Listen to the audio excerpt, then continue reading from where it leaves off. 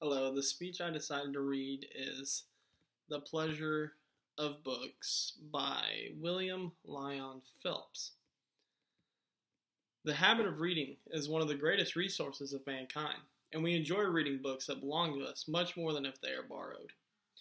A borrowed book is like a guest in the house. It must be treated with punctualness, with a certain considerate formality. You must see that it sustains no damage.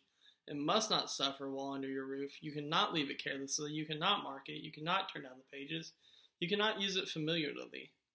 And then someday, although this is a seldom done, you really ought to return it. But your own books belong to you. You treat them with that affectionate intimacy that annihilates formality. Books are for use, not for show. You should own no book that you are afraid to mark up or afraid to place on the table, wide open, face down. A good reason for marking favorite passages in books is that this practice enables you to remember more easily the significant sayings, to refer to them quickly and then in later years. It is like visiting a forest where you once blazed a trail. You have the pleasure of going over the old ground and recalling both the intellectual scenery and your own earlier self.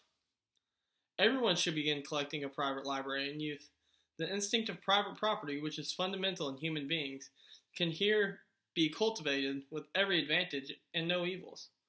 One should have one's own bookshelves, which should not have doors, glass windows, or keys. They should be free and accessible to the hand as well as to the eye. The best of mural decorations is books.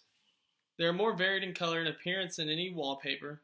They are more attractive in design, and they have the prime advantage of being separate personalities.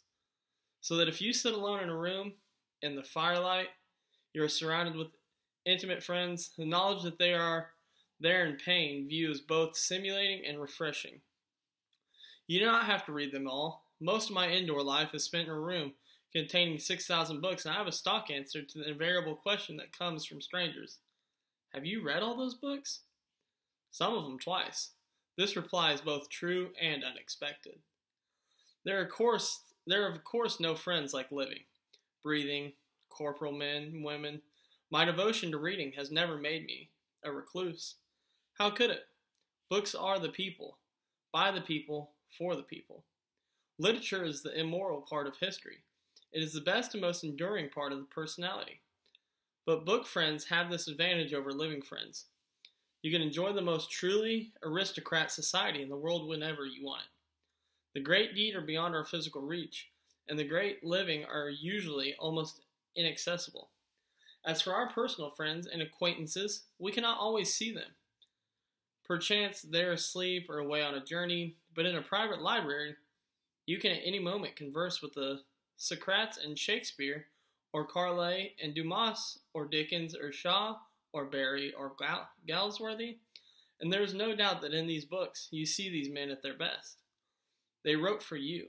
They laid themselves out. They did their ultimate best to entertain you, to make a favorable impression.